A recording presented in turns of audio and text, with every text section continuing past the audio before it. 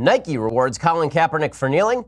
Judge Brett Kavanaugh has his day before the Senate. And as President Trump's tweets gain volume, anti-Trump commentators use John McCain's funeral to slam the president. I'm Ben Shapiro. This is The Ben Shapiro Show. The cycle just keeps on going. Doesn't matter that you took the weekend off. The news did not take the weekend off. And so we are back here to review all of it with you. And we'll go through all of it in just 1 second. But we begin today with Nike. So actually, you know what? Let's not begin with Nike. Screw that. Let's start with the judicial hearing. So this morning, Brett Kavanaugh, who is the judge who's now being appointed by President Trump to the Supreme Court of the United States, was scheduled to have his opening hearing at the Senate Judiciary Committee. Now, all of this is a giant waste of time. It's a giant waste of time and has been for 40 years because, number one, nobody actually wants the answers to their questions. Instead, we just go through this rigmarole to pretend that these judges don't already know what they are going to decide on certain cases. And then we ask them, and then they lie, and then they go on the court, and they do exactly what we all thought they were going to do before, unless they're a Republican appointee, in which half the cases they do exactly the opposite of what we thought they were going to do before.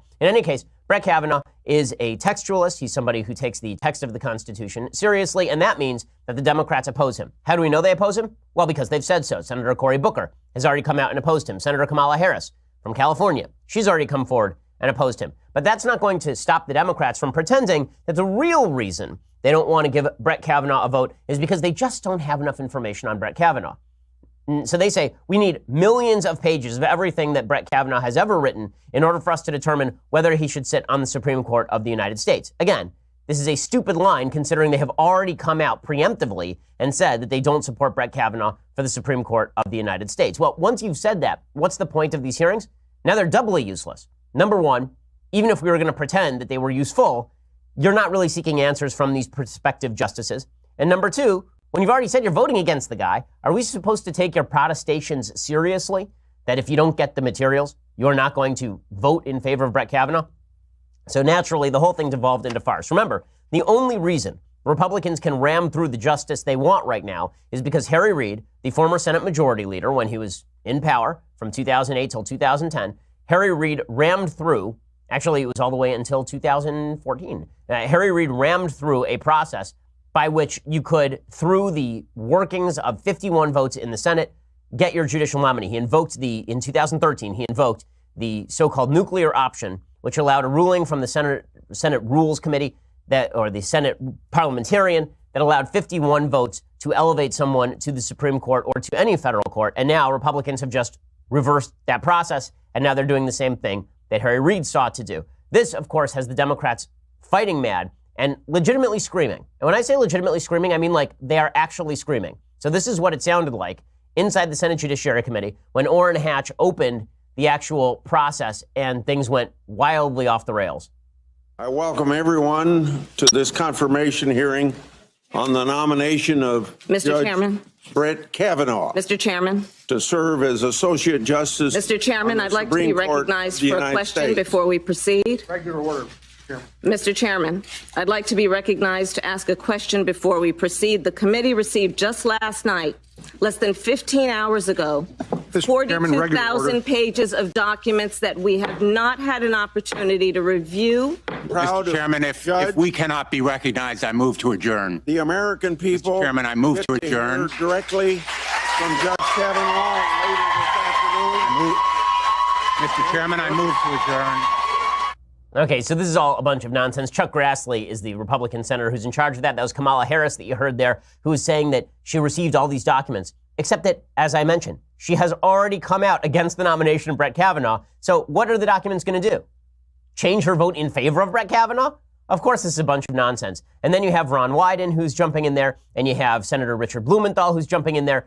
A bunch of different Democratic senators saying, well, we move to adjourn. Guess what, buddy? You don't have the votes. So this is a waste of time. What Grassley should have done is he should have said, listen, since you're making a mockery of this, we're just going to skip the hearing and vote him out of committee. We can save everybody a month. We'll save everybody a month of time and stupid effort. And instead, we'll just vote the guy directly out of committee and down to the floor. And then we can have a vote. And this guy can be sitting on the Supreme Court by the end of the week.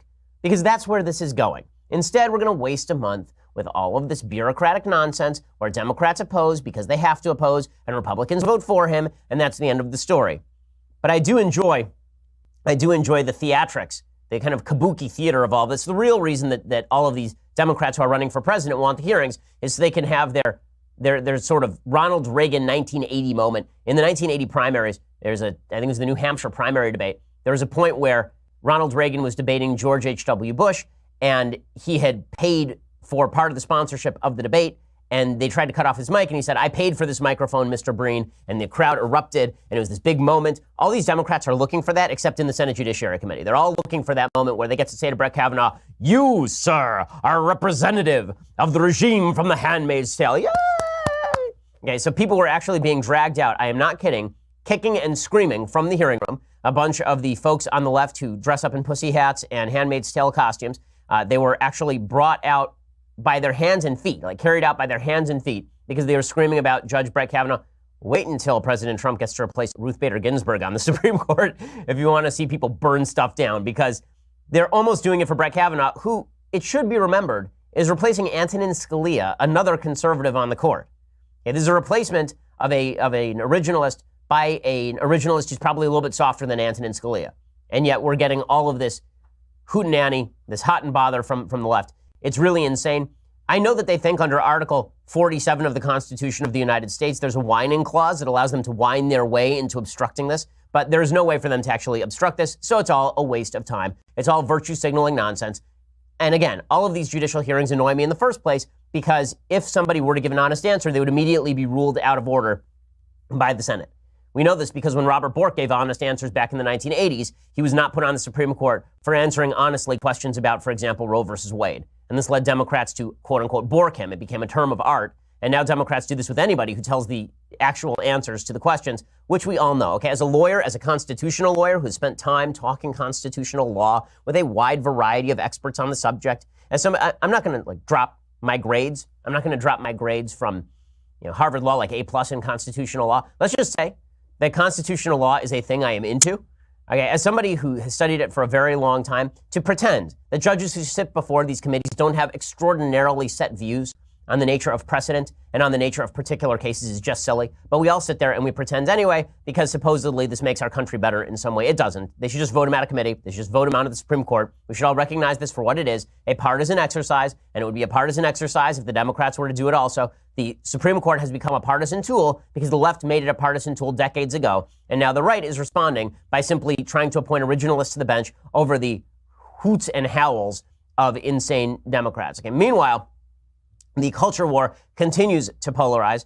The big story over the weekend is that Nike, in a viral piece of marketing, decided that it was deeply necessary to reward Colin Kaepernick. So you remember Colin Kaepernick. He's that irrelevant backup quarterback from 2016 who made a name for himself by kneeling for the national anthem.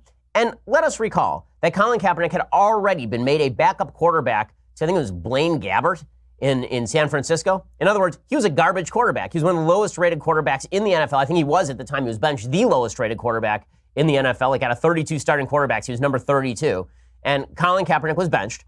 And then in the preseason of 2016, before Trump was president, he started to kneel for the national anthem. It is also to be remembered that Colin Kaepernick, who said he was kneeling for the national anthem to protest widespread police brutality or some such nonsense, he's the kind of person who is wearing on practice field socks with pictures of cops as pigs. There's legitimately pictures of pigs with cop hats on them, because this is what he thinks of police officers. This guy who grew up actually pretty privileged. He was adopted, and he grew up in a pretty privileged area of California.